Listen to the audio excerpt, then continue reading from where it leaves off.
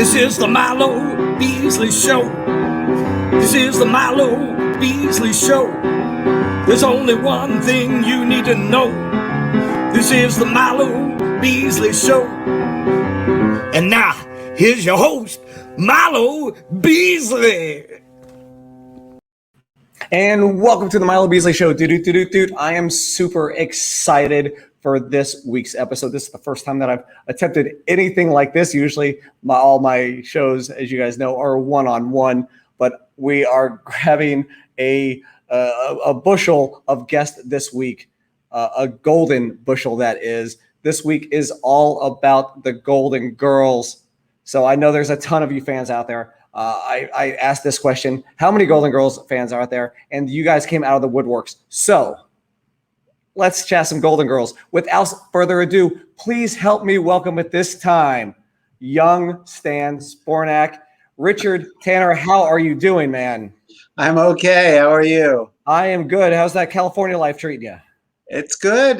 Listen, I'm from New York originally, and I have no intention of ever going back unless I get a great job. And even then, I'd rather have a great job in Los Angeles. Absolutely. Next up, you know the set, you know the lanai, you know the couch. Please help me welcome one of the men responsible for that, if not the man responsible for that, John Shaffner. How are you doing today? Oh, I'm doing great.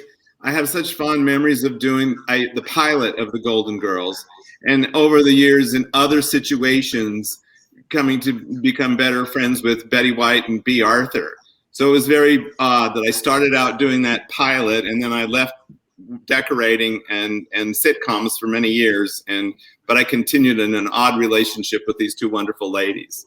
That's amazing. I'm super jealous. And then, of course, where would we be without somebody who gave the girls a voice?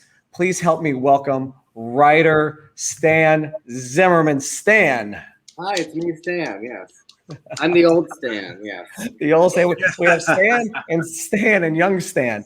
Yes. I just want to get this out before I forget. If anyone's in Palm Springs, June 24th, I'm doing an encore Q&A all about Golden Girls at Oscars downtown Palm Springs. We sold out the last show. Oh, that's great. Oh, awesome. Have some cheesecake and drink a lot of liquor and watch me make a fool of myself. How many people show up dressed as the Golden Girls? Intentionally or just that's the captain? I actually went on the Golden Fans at Sea, which was the Golden Girls cruises, right before COVID, 2 back-to-back. And they had Caftan night, and I judged a costume contest. Wow. With thousands of, Estelles and Bees and Rues. It was so exciting. That's hilarious. Women, all ages. It was fantastic. I need to get on one of those cruises. Well, there's another one in actually January of 2022 out of Fort Lauderdale, and I highly recommend it because it is hysterical, and I met friends for life. I mean, it was really cool. January is my birthday. I don't know if there's any better way to spend my birthday. Yeah. Okay. Now, guys, it's 2021, 29 years, almost 30 years after the show quit airing. Wow. Did you think that here in 2021, you guys would still be talking about the Golden Girl? Like in 1985 or, through, 92 during that run, did you think, I mean, especially John and Stan, did you think in 1985 you would still be talking about the Golden Girls here 35 years later? Well, I will just say that as a decorator, I was working for this incredible production designer, Edward Stevenson. And Ed called me, and I had kind of been spotty. I was doing some other work, and he called me and said, I need you to do this pilot. So I came over to his office, and he handed me the script. He was very careful. The script was under lock and key. So I sat in his office, and I read the script. And he walked back into the office, and he said, what did you think? I said, well, I love it, but I don't know who's going to be in it. He said, Bea Arthur, Betty White, Rue McClanahan, Estelle Getty. It's going to be... He said, I think this is going to be a big old hit. And I said, well, with that kind of cast, I don't know how it has to. But you have to remember at the time, nobody thought a show about older women and a female ensemble would ever be a hit. So I remember being at the table reads, and that's when they would announce the past week's ratings because we didn't have computers. And every week it started to climb, and there was this mood in the room like, wait, we're number 20, that's fantastic. And then it kept going up and up and up and up. And watching that phenomenon literally happen this season, I feel so honored and blessed that I had a front row seat to that. Yeah. And Richard, did you think that a small bit part as Stan Zbornak, not that it's a small bit part, but, you know, let's call it what it was. You know, it wasn't the biggest part, but it was the first legitimate sort of acting job that I had since I moved to LA. I had lived in New York prior to that and done mostly theater. And I remember auditioning for young Stan and studying Herb Edelman a little bit, but I'm not an impersonator, so I couldn't do Herb Edelman. Right. But you can. No, I remember the show was already really successful when I was on it. So it wasn't like that I was like, oh, is this going to be anything or not? It was a big, major job for me at the time. Now, John, I wanted to ask you, I mean, we're going to, we'll start from the beginning. All right. You said, you're called onto this pilot. What comes first, the set design or the script? How do you get in the mindset of 4 50-plus-year-old women living in Miami? How do you get into that mindset?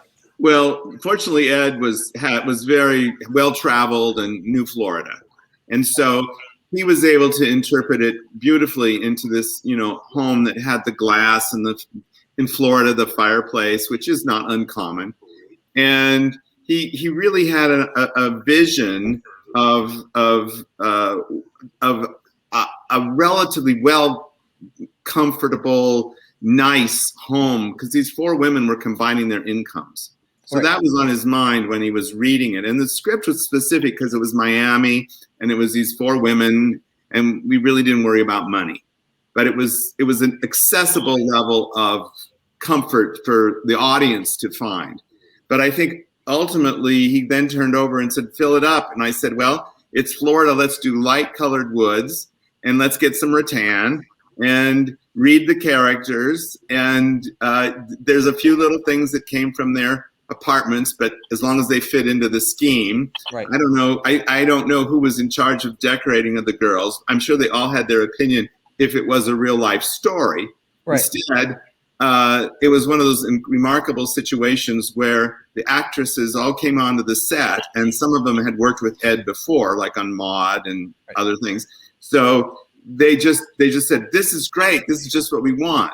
So meeting with Ed, I brought in some pictures. He was very comfortable. I brought in the picture of the sofa with the fan rattan arms, and he was like, "I love it. Go for it." And we found a rug in stock from, the Whit Thomas Harris Productions from another pilot that I'd paid too much money for, but we were able to reuse it. And, when I gave the show over to the succeeding decorator, Diane Yates, she was able to, in season 1, we were able to establish everything exactly the same except for the kitchen chairs because they made too much noise.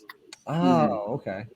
But yeah, it was, for Ed, I think it was, and for myself, it was a very gratifying experience to create the environment that they lived in. I have to ask, because everybody asks me, the cock pan. Oh, I know. You know what? Ed owned the Hollywood Studio Gallery, and he has the collection of art, and his daughter operates it now, Tara, who's a set decorator. And Ed always wanted us to use all the pictures and art from his gallery.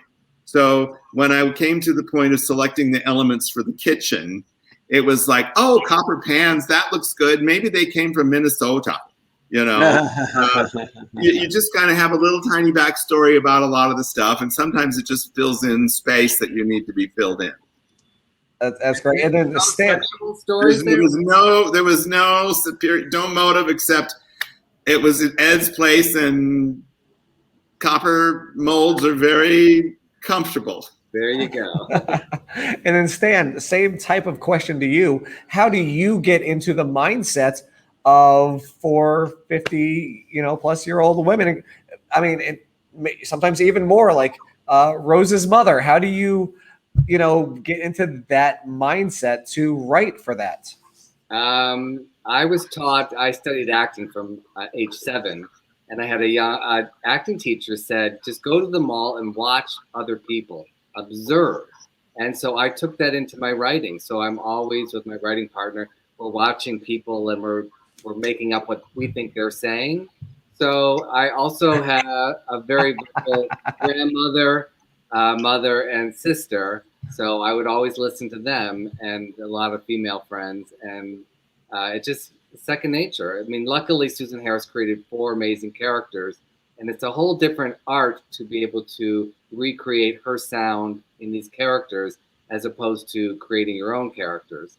But we loved doing it, and we loved working on the first season and asking the actors, what were they looking for? And Rue McClanahan was really the only one that came up to us and said, I'm a real actor, challenge my character. And so that's how we came up with the episode Adult Education, about her teacher saying he'd give her a good grade if she'd have sex with him, because he wanted to challenge her character who would have sex with anybody. What is the one situation where she wouldn't think about it? And so that's how. Wow. But I think as sitcoms go, every day you learn more about the character when you see the actress perform it and what they bring to the storytelling. It's such an amazing relationship between the writer and the performer, because you have this unique experience of this long period of time. It's not like you write it once and it's shot like a movie or an episodic where, there's lots of characters that come and go. But in a sitcom, you have this tight group and you watch that relationship. And I've watched it, and it's so wonderful to see the writers and the actors challenge each other as you have described. Yeah, and especially in the first season, you're seeing what works and what doesn't work. So when we found the magic bullet that Bea Arthur didn't need a line, all she had to do was what we ended up creating the idea. She shoots a look. Dorothy shoots a look. And that got huge laughs, and it was like, you don't have to think of another joke there.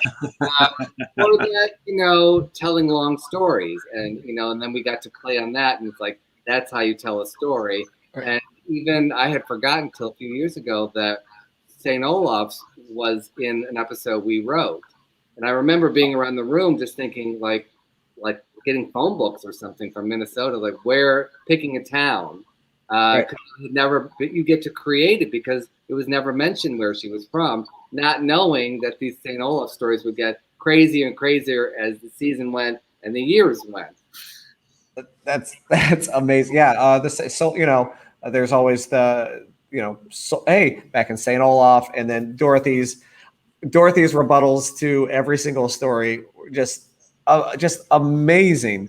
Now, Richard, so you said you had studied a little bit prior to your audition, and you were aware that the show was a hit, but obviously you're a young guy, so that maybe not have been your demographic of a show. But how much of the show had you watched prior to auditioning and getting? I was a regular watcher. I had watched enough to know the dynamics of the show.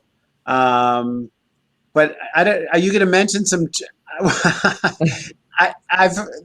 The trivia part of all of this I find to be also really interesting. I mean, everybody knows here that, of course, Betty White was the one that they wanted to play the Rue McClanahan role, and Rue was going to be Dorothy, based on, of course, Betty White's role in Mary Tyler Moore, Sue Ann Nivens. And they're the ones who kind of like got together and said, you know what, I'd rather do this. And even my character, Stan Zbornak, Zbornak was the showrunner on the show. I can't remember his first. Do you remember his first name? Kent Zbornak. Kent Zbornak, of course. How could I forget? He was a producer. I don't think he was the showrunner. Oh, he was a producer. No, he was the line producer. Yeah. And then one of the writers on the episode that I did turned out to be a guy named Mark Cherry, who we all know. And then, so you, Every because time you I were, see Mark Cherry at an event or something, he's oh, there's young Stan. yeah, but since you were young Stan, you were in a flashback scene, so you didn't get to work with, obviously, No. but you got to work with Estelle Getty. How amazing was it to be there on set with her? Well, it was comfortable because she's from the theater and I was from the theater, and I think I'd even seen her in Torch Song Trilogy when I lived in New York, and so she very much was a theater actress. You know what I mean? And I mean they all were. Bea Arthur's from the Right. theater, of course, also. So it was. I remember she was very exacting, you know what I mean? And she treated it very much as you would a short play, and plus, you also shooting in front of a live audience. And so Right. there's that as well. Now, when you shot your scene, were you only on set for that one day, or did you get to see some of the other? Well, it's not just the one day. I mean, it was what was it, Stan? A 5-day shoot schedule. So you do the table read, and then you Right. do, yeah. So it was a full week of shooting and rehearsal and stuff like that. And even though Bea Arthur wasn't even around that week, she was, I believe she was having some surgery or something. I did interact with Betty White. People ask all the time when you've done Golden Girls, the first question always is, what are they really like? What are they really like? Are they really like that? Or, and the truth is, Betty White was incredibly genuine and very much the way that to me, I mean, you guys know her better, but she was very much the way she presents herself. Rue, I didn't have too much to do with because she was busy doing other things. But I will say that Betty White was extremely gracious. Well, I have to interrupt. We had the greatest gig was designing the set for Betty White's 90th birthday party. Oh, wonderful. Then when she turned 91, they wanted to do another 90th birthday party. But, I said, you can't, well. They wanted to do a They already had Mary Tyler Moore and Carol Burnett, and everybody had been there. So you just can't ask those people to come back every year for a TV special to tell one more story about Betty White. But Betty was a total dear. She loved games. I got to know her through our friend Tony Sharmley, who was a choreographer, and we'd always see Betty at Tony's Christmas party. And you're right, she was absolutely genuine as a person, and that's what carried through and allowed her to play the slightly naive, shall we say, woman that she played on the show, because she really knew how to. She was a sincere human. She was, and it was her sweetness which carried through from the character to her real personality. But there was a brittle side too. I mean, I will always be a Sophia. I got very close with Estelle, and we remained friends. Long after I was gone from the show, and so I will always be in her corner. So my wife is who got me into Golden Girls. She was, I mean, she's even of the mindset. She's like, man, I hate how popular Golden Girls is now, because it used to be like my thing. My show. Right. Like it used to be, right. So she was always like, it was my show. And I mean, she quotes it. I mean, we have quote battles back and forth. Every situation, is, like a Golden Girls quote. In fact, we have a 9-month-old, now. And so, and then, when we were talking about it, and one of her favorite quotes is from your scene, Richard. And it's where Stan is like, we don't know how this happened. And so did you both drink out of the same cup? Right. So she quotes that all the time, especially when she was pregnant. Do you guys have? So one thing that I ask all my guests is on my show is a favorite movie quote. But do you guys have a favorite Golden Girls quote? And Stan, I'll let you cheat. You can pick one of yours. You can pick one of yours if you want. Of course, I'm going to. Stopping me from living isn't going to stop me from dying. is one of my favorite, and it was the scene with Betty White and her mother, played by Jeanette Nolan. But then I have, in What Blanche Dog Ears and No, I Will Not Have a Nice Day. I have like T-shirts that people send me that have your own lines on them. I don't make a cent from, and sometimes I have to buy the damn T-shirt, but they're lines that we wrote. We have a mug that says "No, I Will Not Have a Nice Day." I have that mug too, and I paid for that too. Richard, do you have a favorite quote either from your episode or from another episode? Listen, these days I'm lucky if I can remember my phone number. So no, I can't. You got me there. I couldn't. Possibly. You remember the same cup of water. So I mean, obviously that one has to be up there. Well, yes, exactly. John, do you have a favorite quote from the show? No, I mean, I watched the show after I had only done the pilot. So from then afterwards, I only see it once. The quotes I remember from shows that I went to every run through with, those are the scripts you really pick up on, So, but no, I don't have a favorite quote, but I have a favorite sound in my head, which always is in my head. It's the voices of those ladies. I can tune in somehow, and I hear each one of those people speaking the words that the writers did with such ability that I'm still I can still hear them. So I can't hear the words anymore. I'm getting deaf, but I can hear the sound. Do you guys have? That was a real lesson in writing because it was like one of my first jobs, and they taught us that you cannot take one joke from one actor and put it. Number one, the actors will not be happy about that, but you have to write so specifically for each character. And the great thing with this was it was 4 very specific characters and 4 very different actors, styles, and I think just that combination was just magic. Do you guys have a favorite moment? Not necessarily, hey, there's just a favorite moment on the show, a favorite scene or whatever, but like a favorite memory of something that maybe even happened off camera where, you're like, oh, hey, this person said this or did this. Do you guys have anything like that? Well, I have a weird story that is sort of Golden Girls. Bea Arthur's son became my assistant on a lot of shows, including, and he worked for Ed and assisted on some of Ed's shows. Give me a moment here. Anyway, I'll tell the story and then his name will come to me because he worked. I believe it's Matt, right? Or no, Matt's the other one. Oh, Matt's the other one. Okay. Oh, God help me. It'll come. Anyway, we went to his wedding on the end of Montauk Island. And so we were there and we went to the reception and I went over to say hello to Bea and she said, can you get me out of here? How are you getting back to the airport? And I said, well, we sort of thought we'd drive around Long Island for the day and then head to the airport at JFK. She said, pick me up at 9, I'll buy lunch.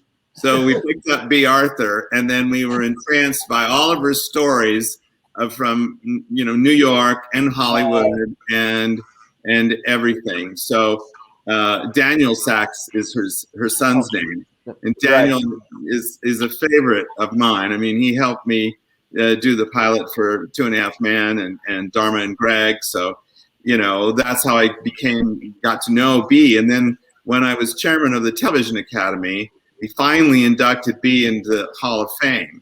And so she, of course, had Angela Lansbury do the presentation. And Angela did an awfully long speech. But my favorite story is we were at Big Bear Lake, and we went to see Bea doing her one-woman show. And she was trying out up there because Angela Lansbury's brother lives in Big Bear, and it was a fundraiser for the hospital. So we arrived, and I sent a note backstage, and we went backstage afterwards, and we went to the party, and she said, she grabbed me, and she grabbed Joe and said, I want you on either side of me because I don't want to have to shake hands with all of these people up here at this lake. And so we spent a whole evening tied to Bea, and poor Angela Lansbury's brother was like, I wanted to introduce her to everybody. But Bea was fine as long as we stood next to her and she didn't have to touch everybody. That's hilarious. That's Great. hilarious. So that was a favorite Golden Girls moment. Yeah. That's a good one. Stan, young Stan. That's Stan. Yeah, go ahead. No, you go, young Stan. Oh, well, he's still. Look at Stan Zimmerman. He looks like he's about 25 years old. Right?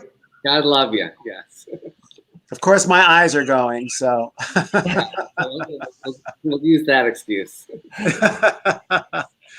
Now, you know, one of the things one of the nice benefits is that, as I mentioned, Estelle Getty was a theater actress, and just around the time I did Golden Girls, I had actually written a play, and I gave it to Estelle, and she loved it, and so she actually did the very first staged reading of it. So for me, and then we stayed in touch over the years. So for me, that's not a Golden Girls memory, but it's certainly an Estelle It's Getty. a person memory. I mean, but that And Golden Girls gave you that that opportunity was to have that.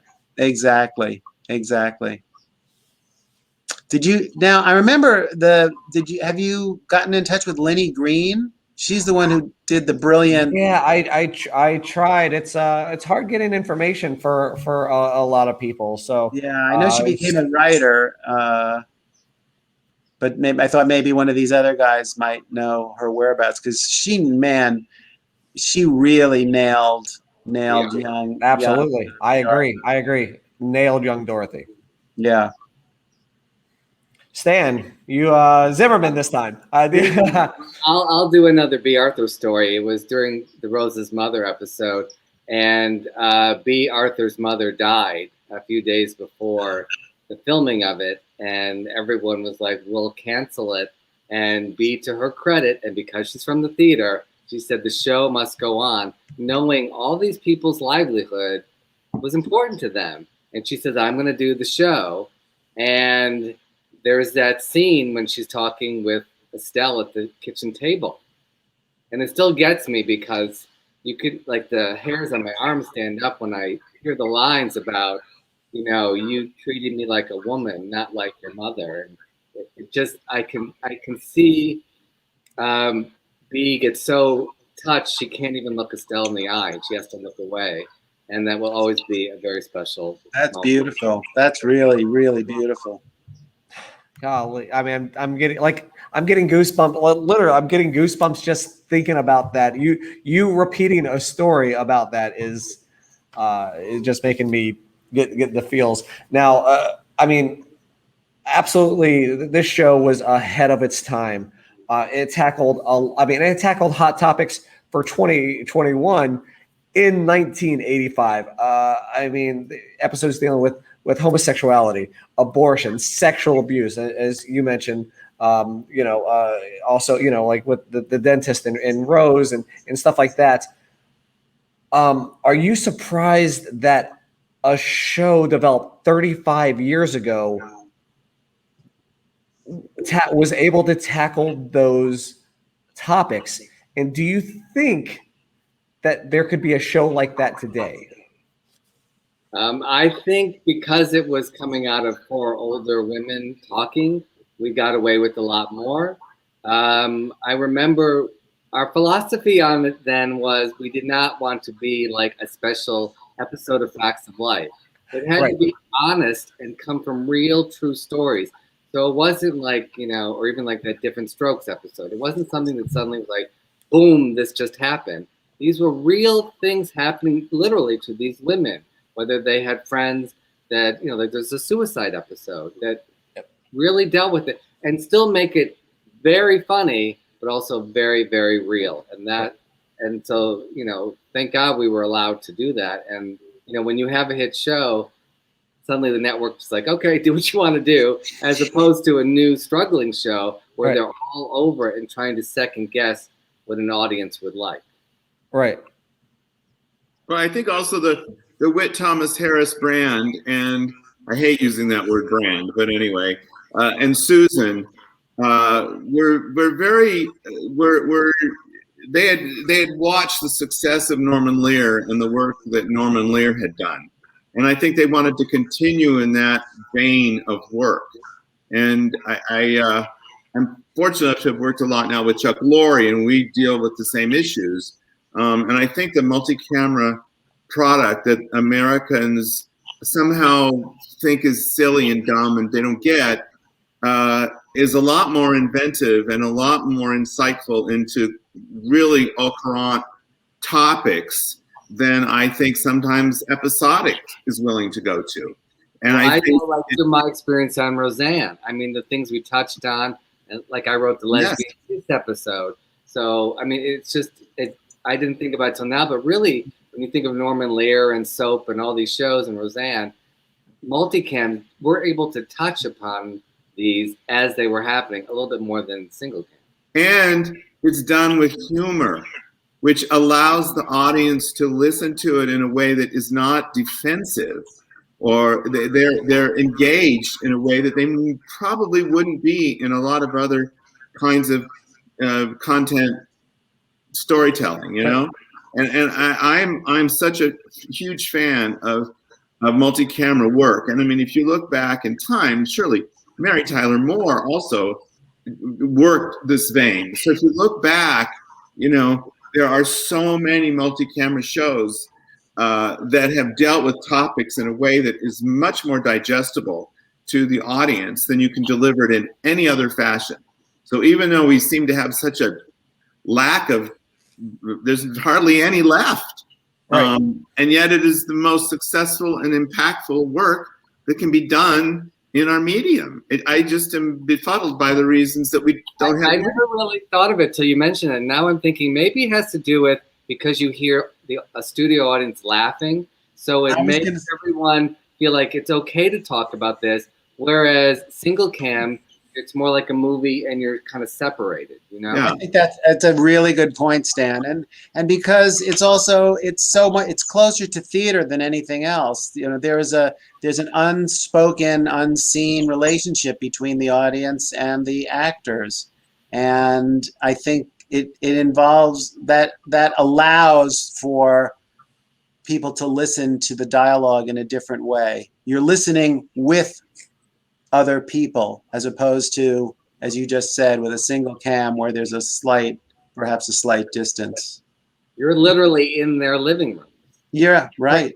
Well, and the audience has a chance, has gotten to know the characters, and if they love the characters as they did these amazing women who created these amazing characters, they were more the audience is happier or more interested in what they're living through. I still am just so challenged by the idea that our industry is so unwilling to give the multi-camera comedy audience show more opportunities to be on the air. I mean, NBC is hopeless, and you know, Netflix is trying some, you know, Apple is trying a little. We got a little bit here and there. CBS seems to be the only flag carrier left, and ABC is working on it, but everybody's trying to make it look more like a single camera show, less, you know, oh, it shouldn't look like there's an audience. We don't want to know there's a proscenium. And I think they're giving out the quality of the proscenium, lets the audience say, I'm watching this little half-hour play. And it's just so comforting. And I think the reason the Golden Girls is so successful is those characters, when you watch them, you love them and you're comforted by them, and you know that they're telling stories and they're living through things that you've read about and heard about, but it's so much more relatable when they're doing it. And maybe it's because you're also like passionate. On a multicam, you're on those 4 sets, you're really living it. Whereas something like, as much as I love Sex in the City, you're in the city and you're in cabs, you're running around. This is so much more, literally, you're at someone's house every Saturday or whenever it's on. Yeah. Get very attached to the people. And the Golden Girls just reruns and reruns, and it's people watch it and it's there, and young people and I mean young people of all ages continue to be entranced. Well, I think that's really a testament to the writing. I really think when you have a show that's as well written as that, the longevity is not a surprise to me. as you say, so many things were tackled that could be tackled into 2021.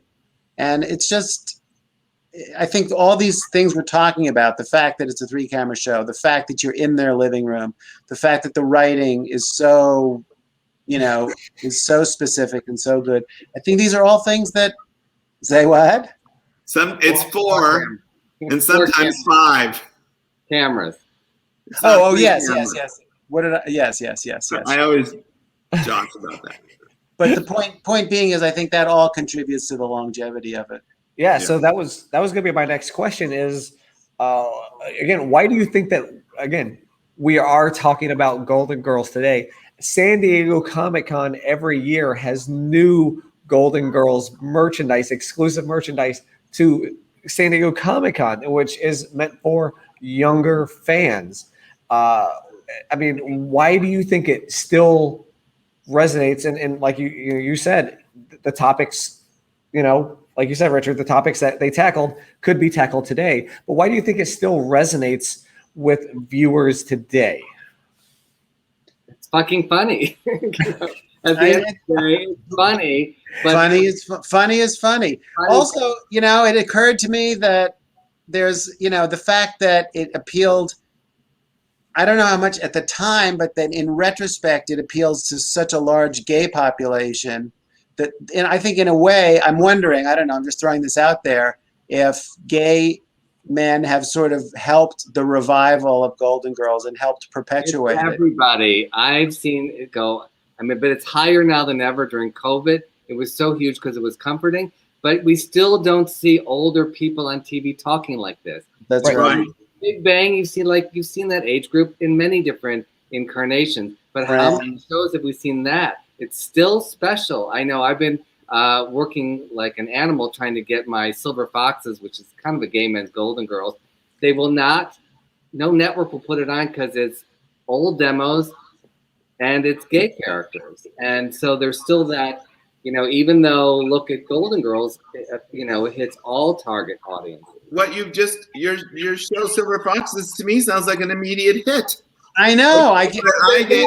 Then John, don't retire and do the set. I would love to. I get so frustrated. 4 more episodes, John. 4 more. 4 more. Yeah, that's right. It's up to you. It's all on your shoulders now. It's the fear factor in the media business, and I'm shocked. Fortunately, Golden Girls, I think, came about in the Tartikoff years. And so that's someone who took a chance. Mm-hmm. And now we're seeing a great, convergence in the broadcast industry of fear about what will sell. And everything has to be audience researched and tested and marketed and market engineered. And they lost track of what theater is about. You have to have in your gut a feeling that it's great. You get a good cast and do the show. Yeah. And I have a feeling that Golden Girls is so successful with all age groups is because we all have grandparents, I'd like to think, or had grandparents. And for young people who have limited access, it's like, what does my grandmother think about these things? And you see these women and you get a chance to think, well, they may be slightly older, but they're not dead. And all of these things can happen to them, just like they can happen to me when I'm 18. So I think it's a way for younger people to see something. That's a really interesting point. That's very, very astute. So cross-generational is so important. Do you think we could have a show today? Do you think if a show with 4 older women living together could be successful today? No, I've literally had even streaming companies say your show isn't broad appeal enough. And it's just like, I know, smoke wants to come out of your ear. I can't believe it. So I know, shocking.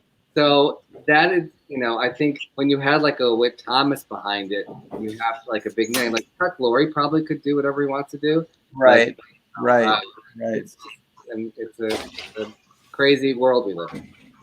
All right, so before we wrap up, is there any thoughts to those watching about the legacy of the Golden Girls and what it means to you? Oh, it means a residual check. It means a steady residual check every couple of months.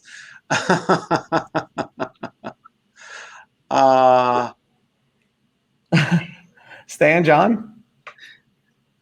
I just remember, because I only had the one chance, but it was so amazing to be part of something at the very beginning and set a look with the production designer, with Ed, and to see it grow and continue and be able to turn it on and see that same dumb sofa fabric that I picked out.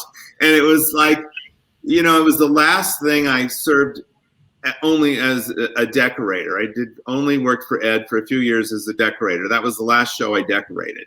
And since then I've gone on as a production designer and did mostly music, David Copperfield, Star Search, blah, blah, blah. And then I went back into sitcoms. But that one experience of what Ed taught me and what I learned in just this pilot and watching those actresses, or as SAG says, the actor, I just felt a great affinity for the whole material, and I think it's one of the reasons I grew back into it at a later stage in my life. Well, thank you guys. I got to wrap up here. They need the room here, so I got to wrap up. Thank you guys for hanging out with me. All kidding aside, I have to say, you know, I've done over 100 shows, and when I mention Golden Girls, the reaction is different than for anything else. I'm sure Stan gets the same thing. As soon as you say Golden Girls, it's like you're talking about iconic television. It's great to hear how much it means to them. Yeah. And so I thank everyone out there for keep watching it, because it meant so much to all of us. And thank you, Stan, for putting wonderful words in their mouths. It's truly, I have such enormous respect for what the writers do and how they challenge everybody on a show. And it's only because of the writers thinking and telling stories that the rest of us can feel as good as we do about contributing to it. So thank you, Stan. Well, back at yes. Yeah. Thank you. All right. Thank you guys so much. And hopefully we can do this again in the future. That would be great. All right. Look forward to it. Bye, everyone. Bye. Take care.